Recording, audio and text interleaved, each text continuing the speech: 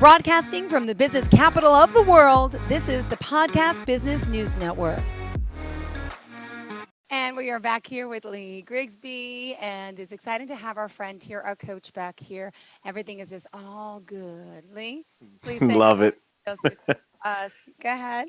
How's everybody doing? Happy Tuesday. Jill, always a pleasure to be here with you too. Ditto. I am Lee Grigsby, the founder and health and life coach of LiveAllGood Coaching. There's plenty of places you can find me, but you can start at liveallgood.com. You can find me on social media, LiveAllGood Coaching, Facebook and Instagram. You can also find me at Lee Grigsby on Facebook. You can also reach out to me by email or text or call. The email is liveallgood, the number 44 at gmail.com. The phone number is 202-455-6104. Perfectly. And what do you have in store for us today? Well, before we start every session on Tuesday, we're going to take a deeper dive into appreciative communication. So we will definitely dive into that. Perfect. I think we're going to disrupt some thought processes. Mm-hmm. So we're going to take a deep dive. But first, Yes. we have to start with what is working well for the week. Well, it only goes by my weekend because the week itself is too busy. Sure. But the weekend, I got to decorate the inside of my house, and I got to do, and my kids loved it. They had a great time. But we got to do a breakfast with Santa, so that was like family time, and they got to see Santa. I brought him presents, so that was super Very cool, and that cool. makes me happy. Yeah. What about you? That's awesome. Well, then we're going to go with the same theme, right? You saw Santa? No, Oh, not yet. God. Not yet. But as far as family time, right? So my daughter ran cross country this fall, her first time doing a sports club through school. And what we wanted to do, she did really well. She improved over the year. So what we wanted to do now was continue that and keep her going for track season in the fall or in the spring, I mean.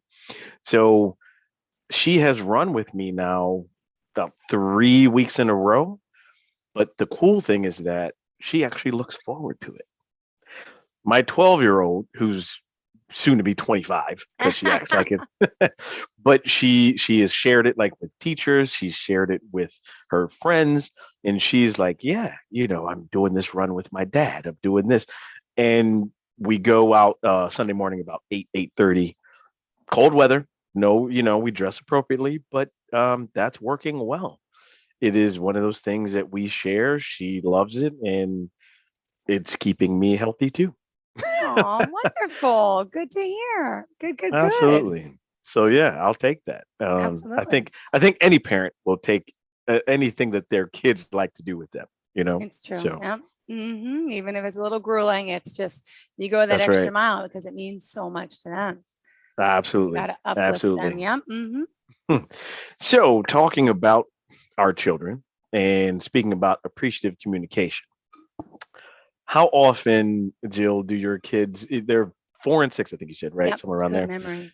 So the 6-year-old probably, will come in and start telling you a story. Well, yeah, this made me angry, or I was talking about it, and let's do that, and very general, right? Mm-hmm. And you're like trying to go back through all, like you don't have enough to think about. What is this? What is that he's talking about, right? So appreciative communication in communication, right? How often do we assume that the other person we're talking to, they understand the conversation that's already started in our head, All the right? time. I Mhm. working my business, I don't. I always tell everyone I need the who, the when, the where, and the why. It's like a press release. Don't talk to me unless you have all that because it just bothers me because just because I have a master's Mhm. in communication doesn't mean I'm good at communicating, but like I need to know the whole story. Like you come to me with a problem, but I don't know the who, what, where, when, why. This is just so, yeah. So I like a Well, full story. that's awesome because that is a huge teaser to appreciative communication. Oh, good. Glad I got it So right. there you go.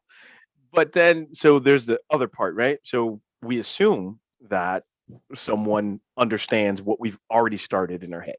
Mm-hmm. So we use those terms, right? It, this, that, he, she, whatever, who you're talking about. The second part, probably the most important part, is understanding that we all have a different map, right? So right now, we're on different maps for communication. Yes, well, we're on the same map right now because we're on the podcast together. Yes, yes. But I but, know what you mean. but yeah, there's different maps. So we could be having a conversation, and I'll say something, but that's not your frame of reference. So understanding that everyone is on a different map, but then communicating so that they can relate to either your map or you relate to what's on their map. So, example, right? Easy example here. If, and I'll even use myself. If I were to say, before, Jill, you have any pets? A cat named Cuddles. Yes. He Oh, is this a is boy. He's born in 2008. I'll give you specifics. Just took him to the vet last weekend. But yes, I do have a cat named Cuddles. He's a tabby rescue. oh, this is not going to be a great example then. Oh But gosh, it's good. sorry. No. It's actually going to work very well. So, if I were to say, I don't like cats. You, before I knew that, could possibly have a judgment, Judge and say, and ew. and but you won't say it, right? But you'll be thinking it. You'll say, okay, well, I do like cats, but in your mind, you're thinking, What's wrong I'm with this not. guy not to like cats?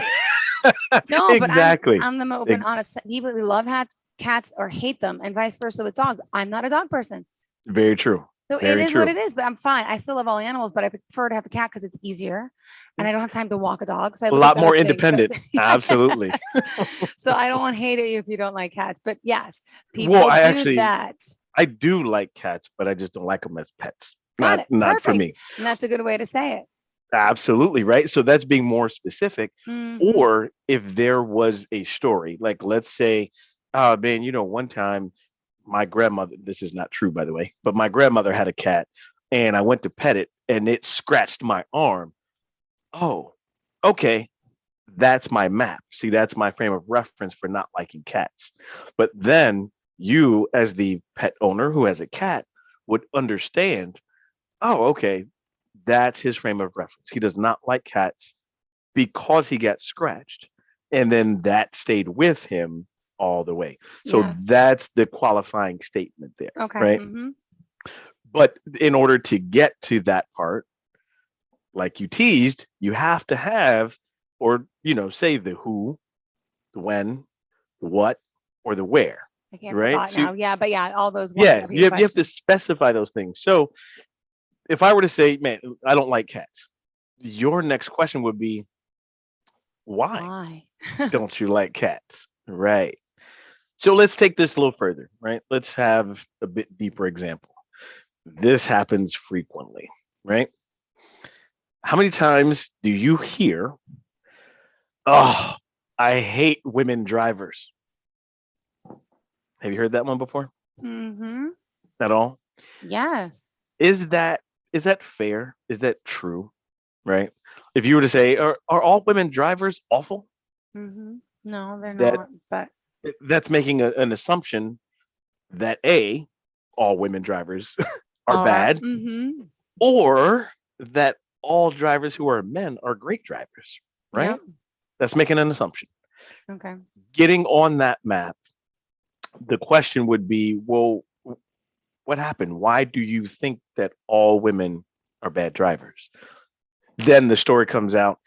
Well, there was this one time a couple of years ago where I was on the freeway and this lady rear-ended me. Oh, Uh-huh. ding! You see that they then associated that memory and that experience, but just generalized all women drivers. Okay. You see, so being able to, as the person who is listening, being able to get the who, the what, What? the where. So when you get that and they give you the experience, you can say, "Oh man, I am so sorry that you got rear-ended, Bye. several years ago." Woman. And Mhm. Mhm. well, you don't even have to say But woman, right? I'm sorry you got but rear-ended, but are all women bad drivers? And they'll probably say no after you've acknowledged college. what happened to them. You know, That way they can let go of the generalization, Okay. but then their experience is still valid. Okay. So Makes sense. yeah, that's another that's in so we do a lot. We do that a lot about gender, right? And that was just one example, right? Women drivers, because we have heard that a lot. We do it across many different barriers, right? We do it across racial Yeah. barriers. Yeah. So let's dig into that one. Okay. If I were to sit here and say, "Mm, I hate it when white people say I should just play sports and that I'm not good enough to do X," right? Mm-hmm. That very well could be a valid point, but do all white people say that? No. Yeah. Or So do I true. hate all white people for that? Mm-hmm. No, right? So the next question would be, well, why do you think all white people feel that way? And then I would tell you, and this is a true story, back when I was in college, we were playing a pickup game, me, my best friend, and his dad. And there was a white guy who was on the court, and we were better than him. Mm-hmm. We were torching him on the court. So he got mad, and I promise you, this is a true story. He got mad and said something to the effect of, "Yeah, well, at least I don't get D's in college." Mm. Whoa, first of Wow. all, I'm actually here in college. Uh-huh. Second of all, I'm I'm taking you to school on the court, so I get it. You're mad. Uh-huh. But if I took that experience and applied it to every white man Right. from here on out, Forget it. Your life would be horrible. You'd be and so that's hateful. You'd be so negative. You'd be so you have to learn to forgive and understand that some people don't mhm. even understand what they're saying. And they probably don't even mean it that way, but it came out that Oh, way. So but it's no, he meant it. okay. He meant it for sure. But you make a good point. There are times when people make statements that they don't mean to be harmful, but they turn out to be very detrimental because it's emotional and psychological baggage that you carry with you because you haven't fully processed it. Because at the moment, I was 18, so I was highly angry. That's Yeah. an understatement. I will say this, and this is key too. My best friend's dad calmed me. Like we had to, take us off the court, calmed us down, and was like, "I got this. Don't worry." And didn't respond in any negative way, but guarded the guy, played against him while we're playing teams, and let the game speak for itself. Torched the guy, and then we left. But that was a lesson I learned too, right? You don't have to You have respond to with anger. You don't have to respond with saying two hate wrongs. back to yeah, yeah, Exactly. yeah. Two wrongs don't make a right. It really is, okay, you know what? There is something going on with that person. So he responded that way. Again, I was 18, so I didn't know any better other than to respond with anger, right? But I learned something from my friend's dad at the time too. So I say all that to say, and like you said, there are people who may say something unintentionally, may say it intentionally, but to understand that we all have a different map. And so then to ask the qualifying questions, right? Lee, why do you hate all white guys who say that about black guys who play sports? Mm-hmm. You know, then that story comes out. Then you say, man, I'm so sorry that That that happened to one guy, you. yeah, right? That's the qualifying thing. But now you have helped me take down that wall and I can relate and you can relate. And so now we can see each other's map Yeah. because you qualified what happened, but I was also able to be specific. It wasn't all, it's just the one that made me mad, you Yeah. know? Yeah. I mean, clearly I'm a little older than 18, so there's been some 10 experiences years, along the 10 way. years ago. It was just 10 years ago. Oh my goodness. but those are the keys to appreciative communication, you know. Or if like say you're at your job, right? And something happens and you hate all I hate it when men say X, right? Guilty. I say that all the time. I do. Guilty. Hate when men. No. I do. I do. I do. I do. Come on. Sure. All men are this way, and all men. I do say that a lot. Like men are from Right. Mars, women are from Venus. They just think differently, and they're. Well, now that is entirely true. Oh, No, so that is the thought process, yes. is But when it happens, right? Is it true that all men have done the one thing that you got mad about? no. Yeah. Yeah. So that's the I'll share another story. My daughter came home the other day and talking about the boys in her class, and we all know how kids are at that age, right? It's all kind of crazy in middle school. So she's like, "Oh yeah, hey dad, look at this. You know, the boys come up to the girls like this, and like how they approach them. Oh, you know, whatever." She was walking and rubbing her hands, doing a little swagger, and I was like, "Huh." I was like, "All the boys do that?" Well, no, not really. Oh, okay. All right. I said, "Well, how many? Most?" She's like, "Well," then she came up with a name. I won't say the name, but she said, "Yeah, so and so does this to all the." I was like, "Oh, so he does it." She was like, "Yeah, he does that." I was like, "Does anybody else?" "Oh, a few." So I got her to qualify. It's this individual and a Got it. few that do it to kind of just. She doesn't know I was doing that, but help her understand that Process that. not all the boys do that. Mm-hmm. Now, I have told her that at that age, boys are stupid, so it's cool. Not all boys are stupid. No, all at that age, all of them. Even I was, yeah, all of them. No, I'm kidding. But that's what I wanted to dive into, right? It's in the more you think about it, and this is kind of what I want our listeners to really pick up on, right? That's in every area, every facet of life. I know we touched on, a racial part of it. We touched on a gender part, but stop and think. How often do you make an overgeneralized statement? Yeah. And you don't mean to. Can be offensive. It could be offensive. Yeah. It's highly inaccurate. And yeah. But then you make that generalized statement in public. Then someone hears that statement. They make a general assumption about you and your character when really that's it. And so you can imagine how that chain just continues. Trickle down, Yeah. So I really want our listeners to think about that. I really want you to take a moment and even over the next week, right? Before we get back together next week.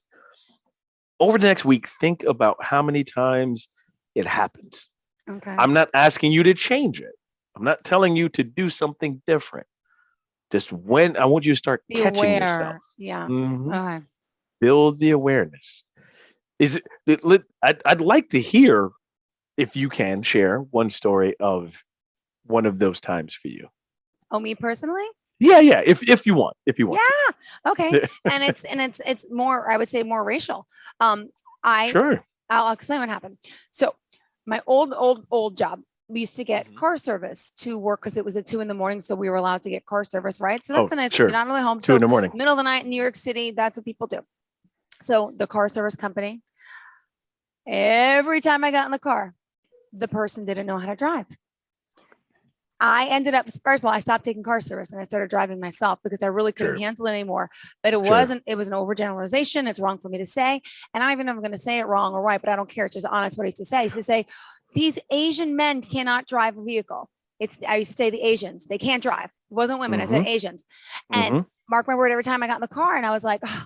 And again, I don't even know if I'm allowed to say Asian anymore. Is it Oriental? Is it? I don't know. It's appropriate. We're just being transparent at this point about how you felt. Yep. So I was like, always stepping on the brakes, tapping the brakes. I'd be like this all morning and then it'd be so slow. And then I was just like, well, how come none of them can drive? So that is so discriminatory. That is mean. That is And it's crazy because not all of them drive that way. And I'm Mhm. generalizing them. And just because they look a certain way, which is wrong, but I'm generalizing it. I've done it. Oh my gosh, I really have. And then, long story short, I stopped taking car service and I used to drive myself. And I don't take car service anymore because the truth is, I don't trust. I drive. My family is a bunch of truck drivers, Mhm. so I have this instinctive. So I know the you don't route. I want to. trust you don't trust any drivers. No. Plus, I report on traffic for all these years. So I know the roads and I know this and know the best ways. And I'm always like, so I'm a little demanding when it comes to where I want to go and the best route and all that. So Sure. I know it's partially me, but I want to get there the right way, the best way. But that it was always stop and go, stop and go. So was I wrong? Yes. Is it not true? I acknowledge my faults. And I used to say that all the time to people. I don't say it Mhm. anymore. But back then I used to. Well, let's take that, and I want to dive into that a bit, right? Mm-hmm. I want to offer you the fact that it's not right or wrong. Like you said, I was wrong for it, right? Let's not think in terms of right or wrong. Mm-hmm. Let's think in terms of What's that's what mean? was well, yes, and it was related to your experience, Yes. right? Well, But but you acknowledged it, yeah. and the fact that you are aware of it and understand it was inaccurate, it Mm-hmm. was incorrect, right? Yeah. Yeah. Mm-hmm. That's what that's the growth part. That's how Absolutely. that works. Now, you also had a choice.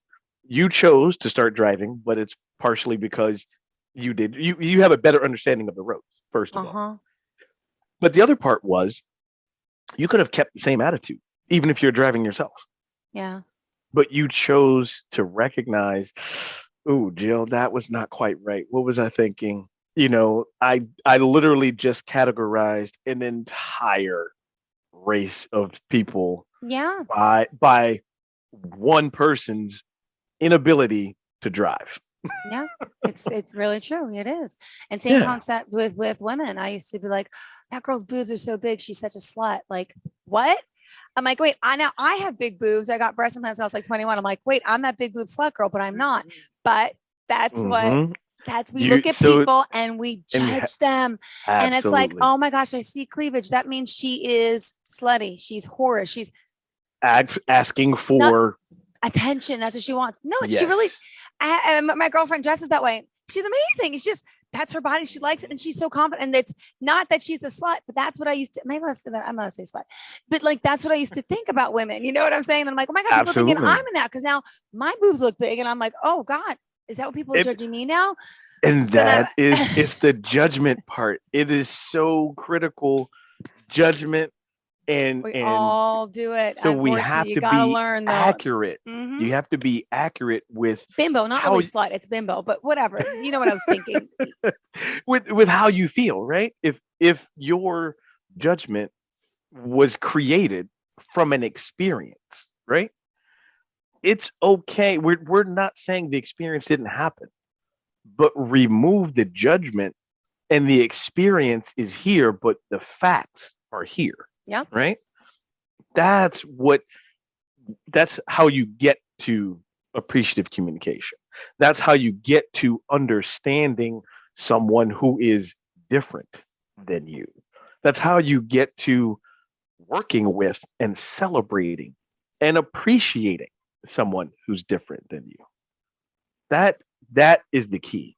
And I'm so happy that you chose the growth route, right? There's so many Mm-hmm. people. I'll tell you this too. This as we're talking about it, a lot of times what happens when someone has to have a growth mindset, you know what gets in the way? Pride. Pride gets in the way because no one wants to be wrong. Wrong.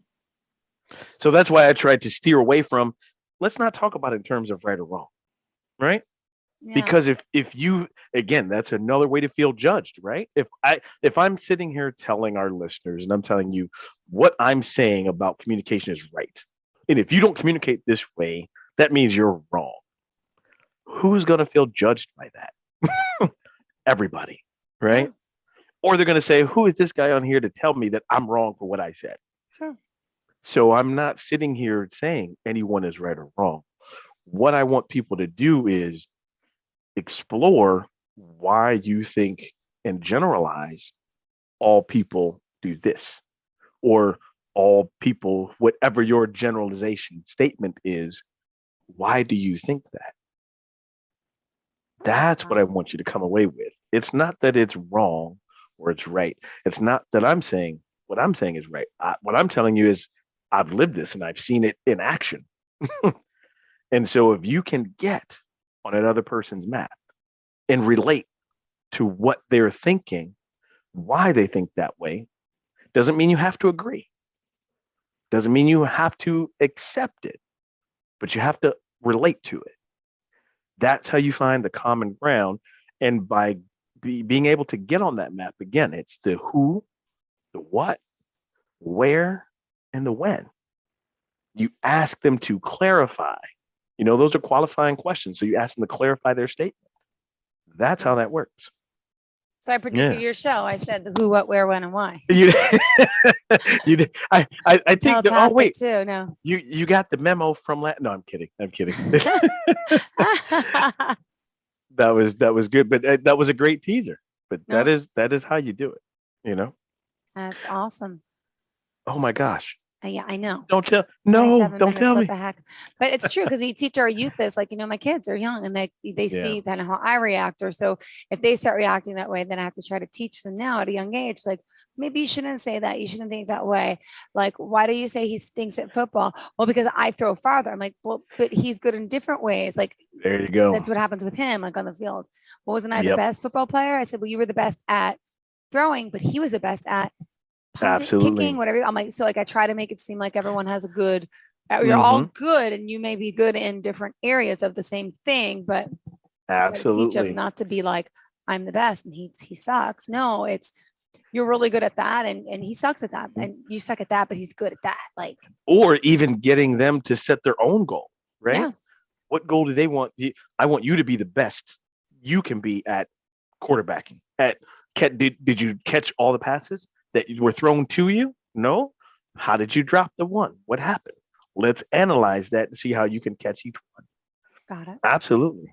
All right, Lee. Absolutely. And wrap it up for us today. Absolutely. Well, folks, I also want to throw out there real quick before we go, if you want to work with me, I would love to hear from you. I'd love to have a discovery session with you.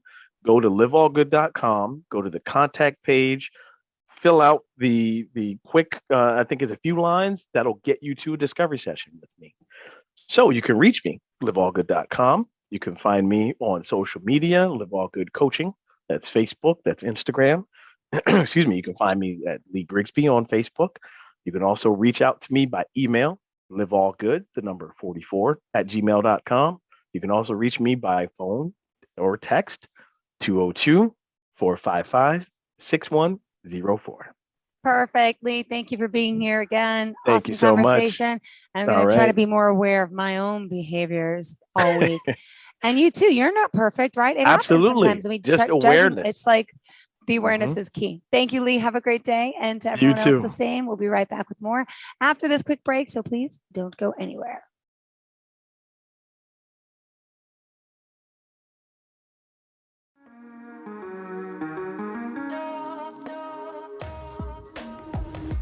Broadcasting from the business capital of the world, this is the Podcast Business News Network. For nearly 2,000 severely injured veterans, everyday life has become filled with barriers. Day-to-day simple tasks can become pretty daunting. I have to carry my chair up 2 flights of steps or have somebody do it for me. What scares me the most is just the falling. When I'm struggling with my house, I think, to have that one great barrier just knocked down, it's crucial. Home for Our Troops is a wonderful nonprofit that builds a mortgage-free, fully adaptive, handicap-accessible house. And there's no catch. It'll be our very first home that we've ever owned. This is a game changer. This is where your life begins again. We need you to join us in completing this important mission. Please visit hfotusa.org and help build homes and rebuild lives. Because of you, everything's going to be okay.